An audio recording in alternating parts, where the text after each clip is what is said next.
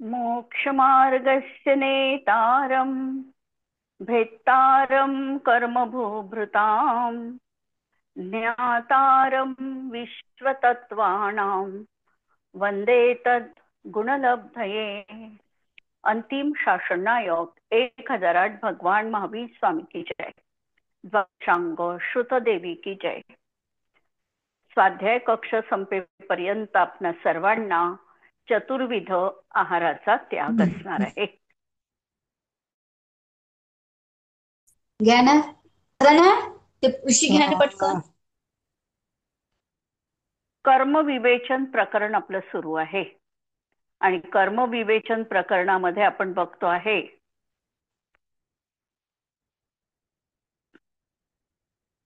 की मोहनीय कर्मापर्यंत आम्ही आलेलो आहे। मोहनीय कर्म हे कितपर्यंत जीवनामध्ये असतं त्याचं सत्व, तर तसं पाहिलं मोहनीय कर्माचं सत्व वास्तविकतः मिथ्यात्वाचं सत्व हे 11व्या गुणस्थानापर्यंत आहे। बाकी कर्माचं सत्व हे आधीच जातं आणि अनुषंगाने आम्ही 4थ्या गुणस्थान 4 ते 7 मध्ये अनंतानुबंधीचं जातं, 9व्याच्या भागामध्ये अप्रत्याख्यानावरण प्रत्याख्यानावरणचं जातं, मग 9व्यापर्यंत संज्वलन पण कमी होतात, 6 नोकषाय जातात, 3 वेद जातात। अशा तऱ्हेने सूक्ष्मलोक फक्त 10व्या गुणस्थानामध्ये राहतो सत्व त्याचं, आणि 10व्या गुणस्थानात सूक्ष्मलोभाचं सत्व देखील त्याची देखील सत्व विच्युती आहे। म्हणजे वास्तविकतः 10व्यातून जर तो 12व्यात गेला तर 12व्यामध्ये त्याला मोहनीयाचं सत्व असत नाही, म्हणून तो तिथे वितरागी बनतो। परंतु अजून छद्म या कारणाने, कारण ज्ञानावरण दर्शनावरण या कर्म प्रकृती त्याच्या सत्तेमध्ये तिथे आहेत, उदयात पण आहे। अशा रीतीने आपण हे प्रकृतींचं मोहनीयापर्यंत बघितलं। आता आपल्याला आज बघायचंय गोत्रकर्म, पुढचं कर्म किंवा आयु पाहू। आधी आयु, जी आयु काय करते आम्हाला आमच्या, हॅलो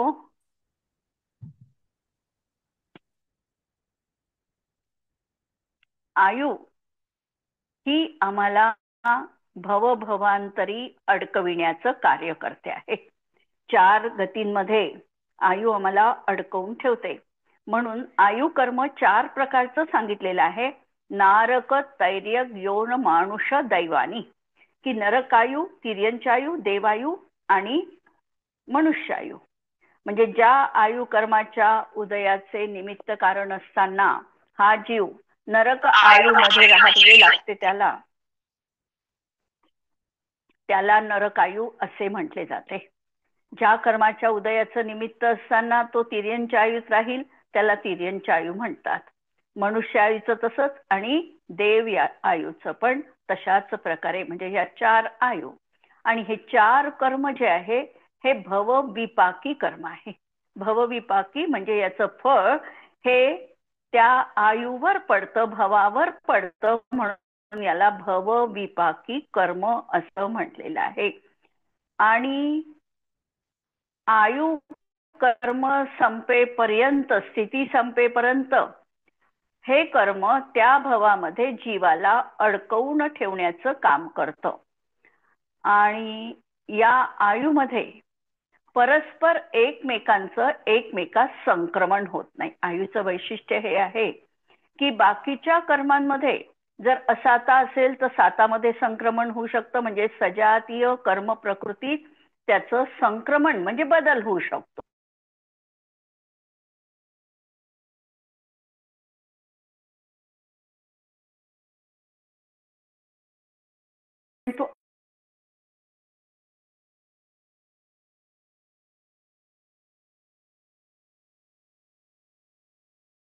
कर्म हे असं कर्म आहे की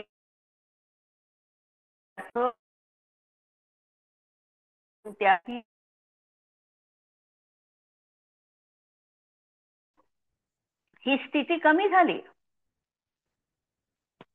परंतु आयु कर्म हे असं एकमेकामध्ये संक्रमित त्या ठिकाणी झालेलं नाही।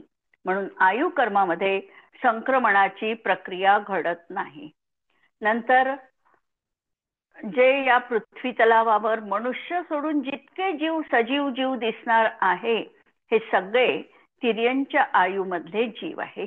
आणि या तिर्यंच्या आयुमध्येच एकेंद्रियापासून सगळे भेद आहे. एक इंद्रिय, द्विनिंद्रिय, तीन इंद्रिय, चतुरेंद्रिय, असंज्ञी पंचेंद्रिय, संज्ञी पंचेंद्रिय किंवा जलचर, स्थलचर, नभचर, हे सगळे जे भेद आहे हे केवळ तिर्यंच्या आयुमधले आम्हाला भेद त्या ठिकाणी पाहायला मिळतात.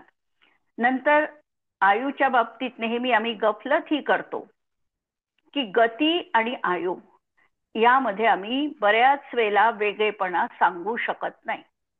आम्ही म्हणतो नरक गतीत गेला, वास्तविकता ती नरक आयु आहे, पण आम्ही ठोकळ मानाने त्याला गती असं संबोधतो. नरक गतीमध्ये गेला, त्याला नरक गतीचा बंध झाला म्हणून त्याची नरक गती चुकली नाही असं म्हणतो आम्ही.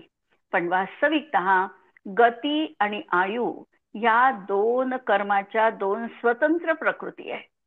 आयु जी आहे ती आयु कर्माच्या 4 उत्तर भेदामध्ये आयु कर्म आहे. आणि ज्याला आम्ही गती म्हणतो आहे, नरक गती, तिर्यंच गती, गती म्हणतो आहे, तर ही गती ही नाम कर्माची प्रकृती आहे. म्हणून या दोन स्वतंत्र अशा कल्पना आहे. आणि गतीमध्ये संक्रमण होऊ शकतं. म्हणजे नरक गतीचं देवगतीत होऊ शकतो, देवगतीचं मनुष्य गतीत होऊ शकतो.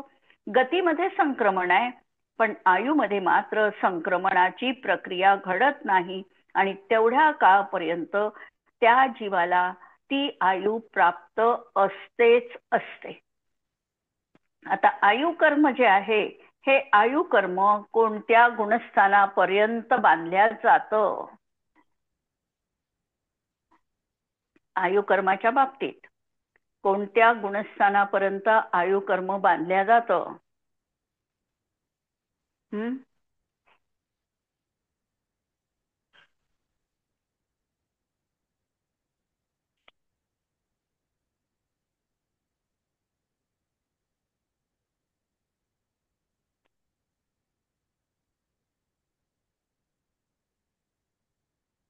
हॅलो, आयु कर्म कुठपर्यंत बांधलं जाईल?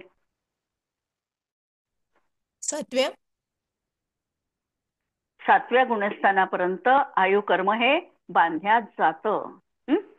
आता अपवाद कोणता आहे? 7व्या गुणस्थानापर्यंत म्हणजे 6व्या गुणस्थानापर्यंत तसं बांधल्या जातं आयु कर्म. आणि अपवाद आहे याला 3ऱ्या गुणस्थानाचा. 3ऱ्या गुणस्थानात आयु कर्म बांधल्या जात नाही.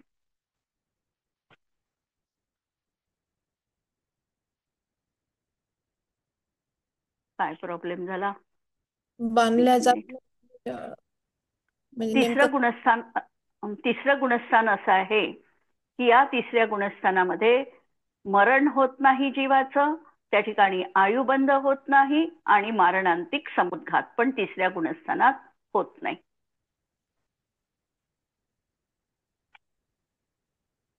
ठीक आहे. म्हणून 3ऱ्या गुणस्थान तर क्षणाक्षणाला बदलतच असतील की नाही? जरी क्षणाक्षणाला नाही बदलत, अंतर्मुहूर्तपर्यंत. आता आपण मिथ्यात्व गुणस्थान आहे, आपलं कुठे गुणस्थान बदलत आहे? गुणस्थान क्षणाक्षणाला नाही बदलत. गुणस्थान आता मिथ्यात्व गुणस्थान आहे तर मिथ्यात्व गुणस्थान खूप काळ जीवाला राहू शकतं. सम्यक दर्शन म्हणजे 4थं गुणस्थान देखील जीवाला खूप काळपर्यंत राहू शकतं. गुणस्थान मुहूर्ताला बदलत नाही. ते एकदा प्राप्त झाल्यानंतर, क्षायिक सम्यक्त्व झाल्यानंतर त्याचं निरंतर 4थंच गुणस्थान असतं. म्हणून गुणस्थान बदलत नाही, असं वारंवार नाही बदलत. गुणस्थान बदलतील पण असं नाही बदलत. आणि 3रं गुणस्थान हे मिश्र गुणस्थान आहे. या ठिकाणी सम्यक्त्व मिथ्यात्व प्रकृतीचा उदय असतो आणि या गुणस्थानामध्ये आयुबंध होत नाही, नियम आहे हा. आणि या गुणस्थानात जीवाचं मरण पण होत नाही आणि त्याला मारणांतिक मरणच होत नाही, म्हणून मारणांतिक समुद्घात देखील त्याला या गुणस्थानात होऊ शकत नाही. ठीक आहे. म्हणून देवाईचा बंध हा आहे, पण 6 पर्यंत असताना सुरुवात 6व्यात आहे, 7व्यापर्यंत त्याची पूर्ती होऊ शकते. म्हणून असं म्हटलं जातं की 7 पर्यंत आयुबंध होतो. नंतर आयुबंधाचा उदय म्हणजे आयुचा उदय कोणत्या गुणस्थानापर्यंत आहे. हे तर अगदी सोपं आहे. आयुचा उदय 1 ते 14 गुणस्थानात कुठपर्यंत आयु कर्माचा उदय राहील?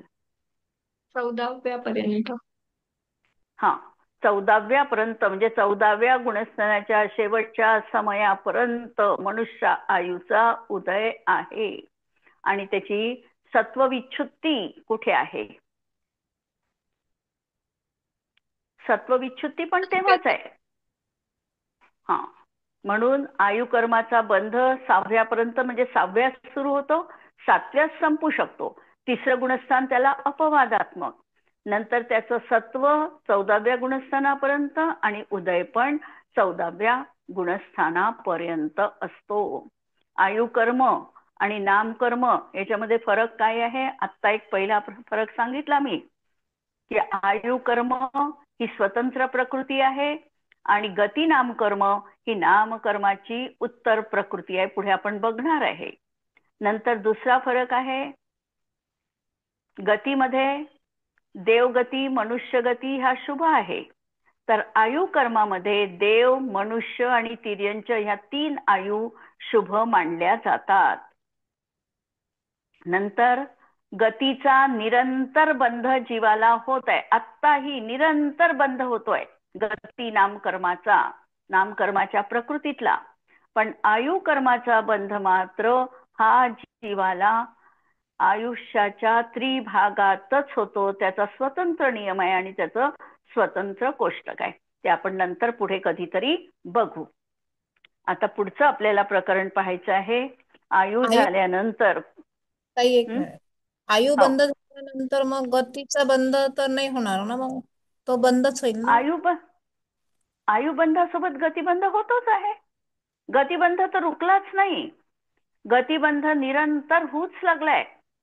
जसे आमचे परिणाम झाले या परिणामानुसार आम्हाला ही नामकर्मातली गती नामकर्म आहे त्याचा बंध निरंतर बंद होतो आहे, कारण ती निरंतर बंधी प्रकृती आहे गती.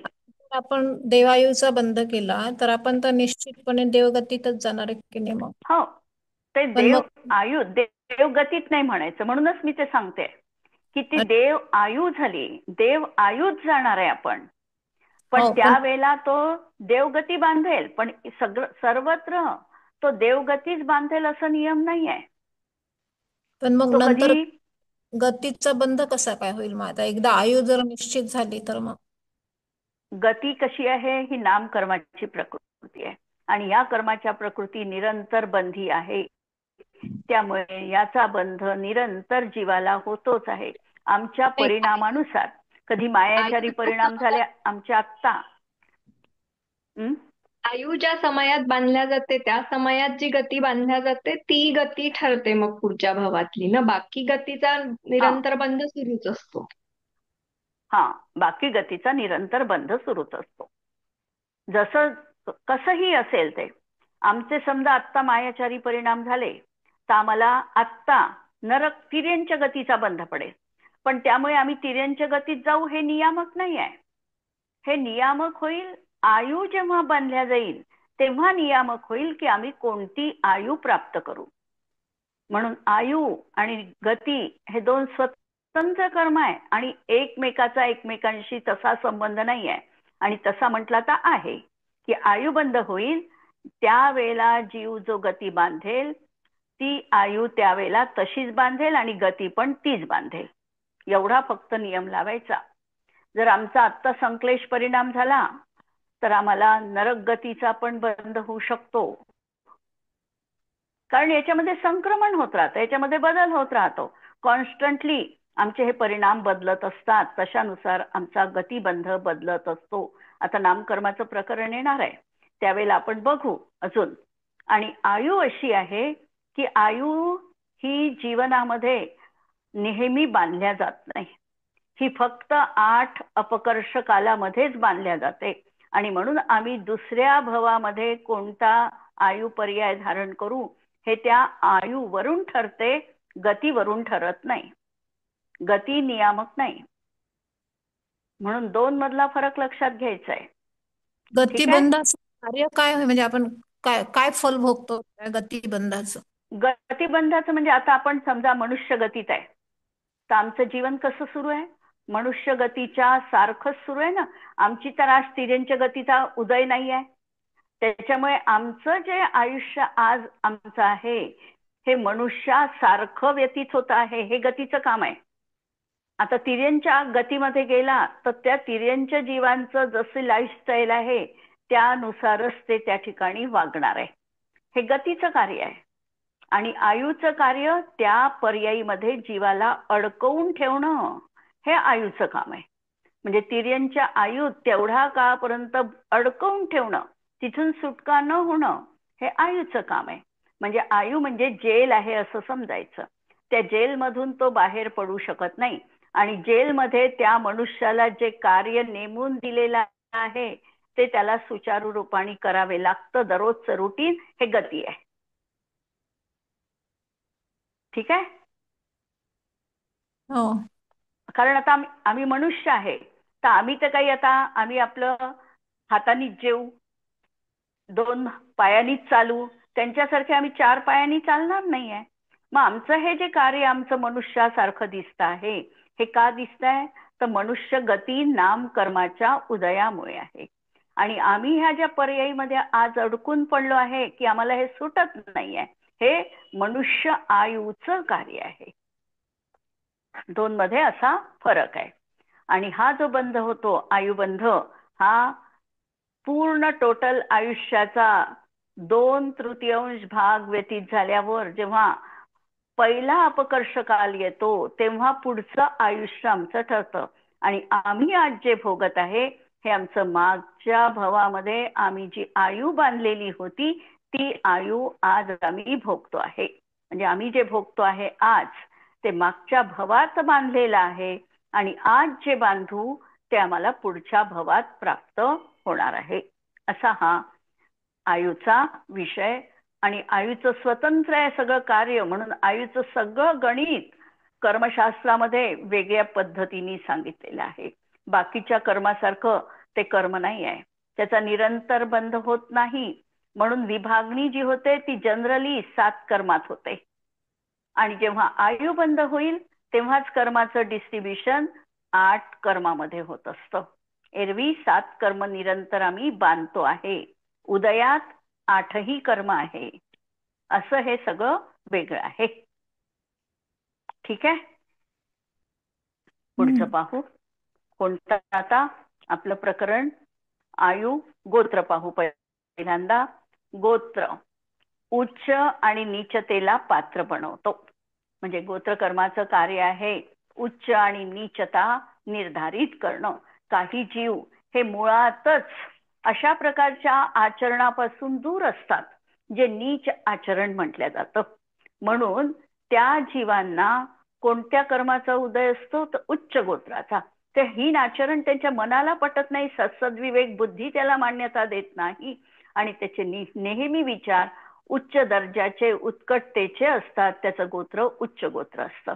आणि काही जीव असे असतात की ते नीच जातीचं आचरण करण्यातच त्यांना स्वारस्य असतं. त्यांना नीच गोत्राचा उदय असतो. गोत्रकर्म हे केवळ मनुष्य गतीतच आहे का? प्रश्न. मनुष्यांनाच केवळ गोत्रकर्म आहे का? नाही, तिर्यंचन असेल ना. तिर्यंच्यांना असेल. अजून सगळ्यांनाच असेल. सगळ्यांनाच आहे. कारण गोत्रकर्माचा उदय सगळ्याच जीवांना आहे. आणि परत याच्यामध्ये लक्षात ठेवायचं, देवांचं गोत्र उच्च गोत्रच आहे आणि मनुष्यांचं गोत्र उच्च आणि नीच प्रकारचं दोन्ही प्रकारचं असू शकतो.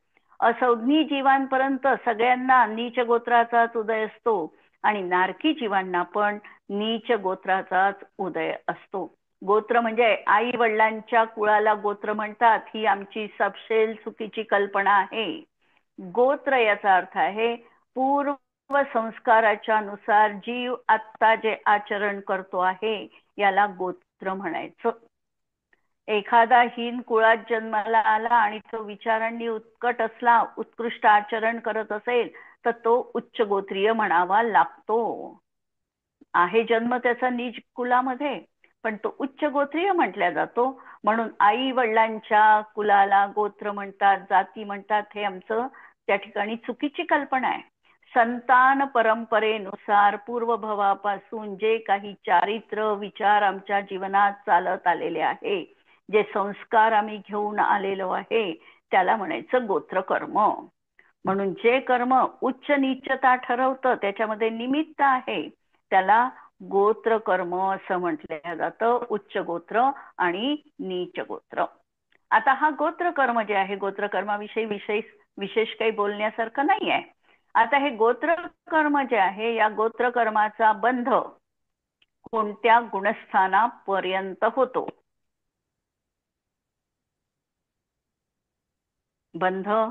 बंधाची विवक्षा सांगितली होती मी की 10व्या गुणस्थानापर्यंत 6 कर्म बांधतो तो. पुढे कर्मबंध त्याला फक्त वेदनीयाचा असतो 11 पासून पुढे, है ना? आठवत आहे? 10व्या गुणस्थानापर्यंत हा 6 कर्म बांधतो. 6 कोणतं? ज्ञानावरण, दर्शनावरण, नंतर अंतराय, नंतर नाम, गोत्र आणि वेदनीय. 6 कर्म बांधतो. मोहनीय 9व्यापर्यंत बांधतो. 10व्यात मोहनीय कर्म बांधत नाही. आणि 10व्या 11व्यापर्यंत 12व्यापर्यंत या कर्माचा ज्ञानावरण, दर्शनावरण आणि अंतराय कर्माचा उदय आहे. आणि गोत्र अघाती कर्माचा उदय मात्र हा जीवाला शेवटपर्यंत राहणार आहे. कारण अघाती कर्मांचा नाश केला की हा सिद्ध बनणार आहे. गोत्रकर्म अघाती कर्म आहे आणि म्हणून याचा उदय हा कुठपर्यंत राहणार आहे? 14व्यापर्यंत राहणार आहे गोत्रकर्माचा उदय. आणि बंध मात्र 10व्यापर्यंत राहणार आहे. सत्व पण 14पर्यंत राहणार आहे. आता आणखी एक महत्वाचा विषय, कर्मशास्त्रामधला अत्यंत सुंदर असा विषय आणि जो लक्षात ठेवण्यासारखा आहे. गोत्रकर्माची स्थिती, उत्कृष्ट स्थिती किती सांगितलेली आहे?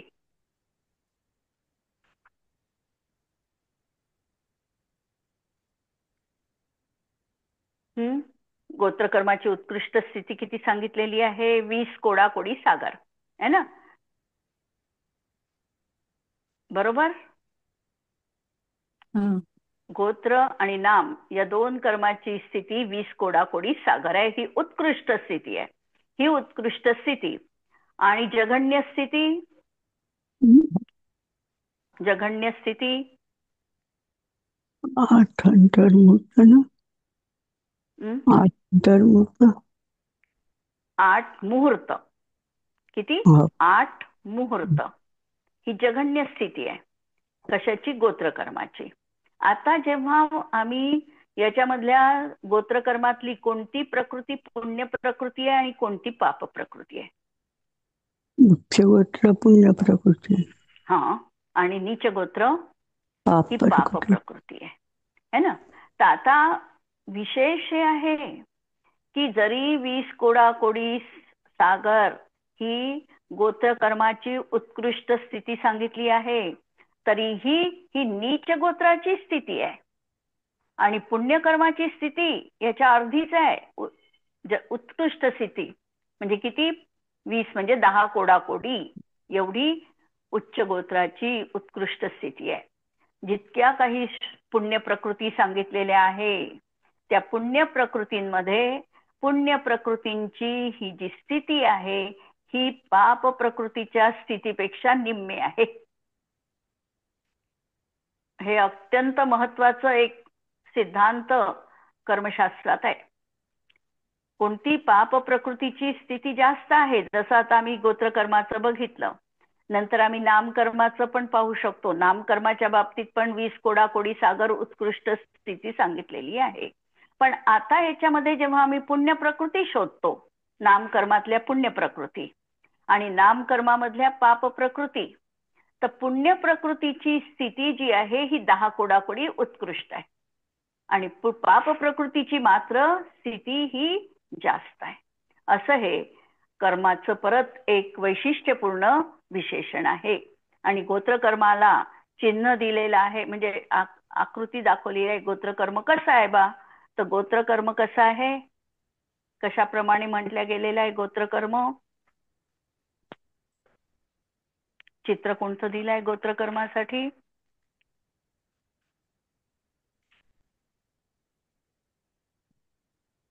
ज्याप्रमाणे एखादा कुंभकार लहान मोठी मडकी तयार करतो, मडक्याचं उदाहरण दिलेलं आहे, छोटे मोठे मातीचे मडके करतो, काही छोटे करतो काही मोठे करतो, हे उदाहरण दिलेलं आहे गोत्रकर्मासाठी. की काही छोटे केले काही मोठे केले म्हणजे उच्च गोत्र, काही नीच गोत्र, अशा प्रमाणे कुंभकार आणि या मडक्याचं उदाहरण हे गोत्रकर्मासाठी दिलेलं आहे. म्हणजे लहान मोठे जसे मडके तयार करतो त्याप्रमाणे हे गोत्रकर्म जीवाला उच्च आणि नीच गोत्रामध्ये उत्पन्न करण्यामध्ये निमित्त कारण असतं. आम्हाला उच्च गोत्राचा बंध का पडतो? तर दुसऱ्याच्या गुणांची प्रशंसा करणे, स्वतः विनयाने वागणे, आपल्या विद्या धन गुण वगैरेशी गर्व न करणं, आपल्या विद्या गुणांनी श्रेष्ठ असलेल्या सज्जनांचा आदर करणं, ही सगळी अशी जर आमच्याजवळ भाव असेल तर त्यामुळे आम्हाला उच्च गोत्राचा बंध होतो. आणि दुसऱ्यांची निंदा करणं, स्वतःची प्रशंसा करणं, देवगुरुशास्त्राचा अविनय करणं, स्वतःच्या जात कुलबद्दल गर्व करणं, दुसऱ्यांचे चांगले गुण झाकणे, या सगळ्यामुळे नीच गोत्राचा जीवाला बंध होतो. अशा तऱ्हेने हे गोत्रकर्म, यावर कुणाला काही प्रश्न असेल तर विचारू शकता गोत्रकर्मावर, नाहीतर पुढे जाऊ. एका आयुमध्ये एकाच प्रकारच्या गोत्रकर्माचा उदय असतो का? हो, बहुतेक एकाच राहतो, पण कधी कधी गोत्र परावर्तन पण होऊ शकतं. एखादा जीव एखाद्याच्या संपर्कात आला, पुढे त्यांनी गोत्रकर्माचे 6 भेद केलेले आहे काही ठिकाणी, की अच्छा. उच्च उच्च, उच्च नीच, नीच उच्च, अशा तऱ्हेचे 6 भेद. जसे ते सूक्ष्म याच्यामध्ये केले ना, सूक्ष्म सूक्ष्म सूक्ष्म सूक्ष्म बादर, तशाप्रमाणे गोत्रामध्ये देखील कधी कधी भेद केलेले दिसतात.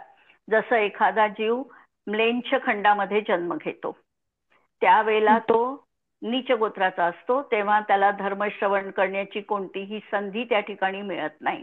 पण हा जीव जेव्हा चक्रवर्ती तिकडल्या मुली आपल्या राण्या करून आणतो, या राण्यांसोबत अनेक जीव इकडे आर्यखंडामध्ये पण येतात आणि त्यांच्यावर संस्कार बदलतो, म्हणून पहिल्यांदा नीच पण पुढे उच्च असं होऊ शकतं. कोणी उच्च कुळात जन्मालेला आहे, परंतु तो पुढे आचरणाने बिघडतो, तर तो उच्च नीच म्हटल्या जातो. आणि कोणी नीच कुळातच आला आहे, नीचच आचरण करतो, तर तो नीच नीच. अशा प्रकारचं काही वेळेला गोत्र परिवर्तन संभवू शकतं. हे फक्त मनुष्यायु अपवादात्मक आहे हे सगळं. संधी पंचेंद्रियातच होतं. हा, हो, संधी पंचेंद्रियात मनुष्यातच, बाकींची तर ठरलेली आहे की त्यांचं तर नीच गोत्रच आहे. कारण जोपर्यंत धर्माचा उपदेश प्राप्त होत नाही तोपर्यंत उच्च गोत्र त्या जीवाचं म्हटल्याच जात नाही. धर्मश्रवण करणं हे उच्च गोत्राचं लक्षण मानलं जातं. एखादा जीव आहे म्हणून म्लेंछ खंडातल्या जीवांना जोपर्यंत धर्मश्रवण करायला मिळत नाही तोपर्यंत तो म्लेंछ म्हणजे नीच गोत्रवाल्याच म्हटल्या जातो. अच्छा. नंतरचं आपलं कर्म आहे नामकर्म. नामकर्म, प्रत्येक भवात जीवाला शरीर मिळत आहे है ना. कुठेही गेला तरी याच्यासाठी याचं स्ट्रक्चर शरीराचं तयार आहे, त्या ठिकाणी जाऊन तो जन्म घेतो. म्हणजे वातावरणात ते परमाणू विद्यमान निसर्गतः आहे आणि त्या जीवाला जशी काही त्याची कर्म असेल त्यानुसार तो त्या ठिकाणी आहार वर्गणा ग्रहण करतो आणि शरीराची रचना करतो. हे असं प्रत्येक भवामध्ये जीवाला शरीर त्या ठिकाणी प्राप्त होतच आहे. याची रचना ज्या कर्माच्या निमित्ताने होते, उदयाने होते, त्यावेळेला हे नामकर्माचा उदय त्या ठिकाणी कारणीभूत आहे. म्हणजे प्रत्येक प्राण्याला त्याच्या त्याच्यानुसार शरीराची प्राप्ती होते यात नामकर्माचा उदय कारणीभूत आहे. म्हणजे आता समजा तिर्यंच्या गतीमध्ये एखादा जीव गाय बनणार असेल तर त्याला तशाच प्रकारचं शरीर त्या ठिकाणी प्राप्त होतं. हे कशामुळे? तर हे त्याचं नामकर्म तशा प्रकारचं आहे. मनुष्य पर्यायीत आला, मनुष्य पर्यायीत आल्यानंतर तशा प्रकारची शरीराची संरचना होणं हे नामकर्म प्रकृतीचं कार्य आहे. म्हणून हे नामकर्म अनेक तऱ्हेचं त्या ठिकाणी म्हटलं जातं. आमच्या शरीराचा इंजिनियर कोण असेल तर ते आहे आमचं नामकर्म. आणि हे नामकर्म एवढा कुशल इंजिनियर आहे की त्यांनी एकासारखं दुसऱ्याच्या शरीराची निर्मिती केलेली नाही. प्रत्येकाच्या याच्यामध्ये काही ना काही गुणवैशिष्ट्य त्या ठिकाणी आहे. शिवाय प्रांतानुसार, क्षेत्रानुसार ही पण रचना त्या ठिकाणी आम्हाला त्या ठिकाणी अवलोकन केलं तर सूक्ष्म फरक जाणवल्याशिवाय राहत नाही. अमेरिकेमध्ये गेला, तिथल्या लोकांची रचना पहा, चीनमध्ये, जपानमध्ये, रशियामध्ये, म्हणजे जे जे काही असे आहे हे सगळं जर आम्ही बघितलं तर या ठिकाणी जाती नामकर्म इतकं महत्वपूर्ण आहे की तशा प्रकारच्या मनुष्य पर्यायीमध्ये तिथे त्या तशाच प्रकारच्या जाती नामकर्माचा त्यांचा उदय आहे आणि तशा प्रकारची शारीरिक रचना त्यांची झालेली असणार आहे. या सगळ्यामध्ये निमित्त कारण असणार आहे नामकर्माचं. आणि हे नामकर्म याचं कार्य तर खूप मोठ्या प्रमाणात आहे. जवळपास याच्या प्रकृती आहे 93 प्रकृती नामकर्माच्या आहे, ज्या तत्वार्थ सूत्रकारांनी दिलेल्या आहे नामकर्माच्या प्रकृती. आणि नामकर्माच्या प्रकृती देताना त्यांनी त्या ठिकाणी किती प्रकृती सांगितल्या? तत्वार्थ सूत्रामध्ये नामकर्माच्या किती प्रकृती सांगितलेल्या आहे? 93. तिथे 92 नाही सांगितल्या. 93. तिथे सांगताना नाही तिथे 93 पण नाही सांगितल्या. तिथे त्यांनी भेद न करता अभेद रूपाने 42 पिंड प्रकृती सांगितलेल्या आहे. नावं पहा, 93 प्रकृतीची नावं नाही आहेत. गती, जाती. मग आता आम्हाला काय करावं लागतं? त्याच्यामध्ये भेद करावा लागतो. गती आहे तर 4 लावायच्या, जाती आहे तर 5 लावायच्या, शरीर आहे तर 5 लावायचे, असे लावून मग 93 प्रकृती होणार आहे. पण त्यांनी अशा भेद प्रभेदामध्ये न जाताना एक त्या जातीची एक प्रकृती अशा रीतीने या प्रकृतींची रचना दिलेली आहे. आणि मला वाटते 42 प्रकृती त्यांनी त्या ठिकाणी सांगितलेल्या एकूण. आणि 42 प्रकृती आणि त्याचे काही अवांतर भेद असे मिळून त्या मग 93 प्रकृती होतात. म्हणजे जसं गती सांगितली तर गतीचे उत्तरभेद तिथे सांगितलेच नाहीये, है ना. म्हणून गती, जाती, शरीर, अंगोपांग, निर्माण, बंधन, संघात, संस्थान, संवहन याचे पण 6 भेद आहे. संस्थान संवहनचे स्पर्श, रस, गंध, वर्ण, अनुपूर्वीचे 4 भेद आहे. अगुरु, लघु, उपघात, परघात, आतप आणि इथून स्वतंत्र प्रकृती आहे. अगुरु, लघु, उपघात, परघात, आतप, उद्योत, उच्छ्वास. परत विहायोगतीचे भेद आहे 2. प्रत्येक शरीर, त्रस, सुभग, सुस्वर, शुभ, सूक्ष्म, पर्याप्ती, स्थिर, आदेय, यशक, कीर्ती आणि सेतराणी म्हणजे याच्या विरुद्ध आणि तीर्थंकरत्व. अशा ह्या प्रकृती या ठिकाणी मूळ प्रकृतीचे भेद दिलेल्या आहे. आणि त्याच्या प्रकृती लावून मग आपल्याला त्याचे 93 भेद त्या ठिकाणी करावे लागतात. आणि यामधल्या शेवटच्या ज्या 10 प्रकृती सांगितलेल्या आहे त्या प्रकृतींमध्ये यशक, कीर्ती, आदेय, स्थिर, पर्याप्ती, सूक्ष्म, शुभ, सुस्वर, सुभग, त्रस हे जे प्रकृती सांगितले आहे या 10 प्रकृती पुण्य प्रकृती आहे. अशा तऱ्हेने हे सूत्र विस्तृत रीतीने आम्हाला समजून घ्यावं लागतं. आपण हे पुढच्या क्लासमध्ये नामकर्माचं प्रकरण घेऊ. आतापर्यंतच्या कोणाला काही अडचणी असेल तर आठवून ठेवाल, त्याच्यावरही आपल्याला विचारता येईल, प्रश्न घेता येईल. ठीक आहे. स्तुती म्हणू. मोक्षमा जिनवाणी के ज्ञान ते सुझे लोकालोक सोजिनवाणी मस्तक नमो सदा देत हूँ को। नमो अरिहंताणम नमो सिद्धाणम नमो आयर्याणम नमो उवज्झायाणम नमो लोहे सव्वसाहुणम. सर्वांना जय जिनेंद्र.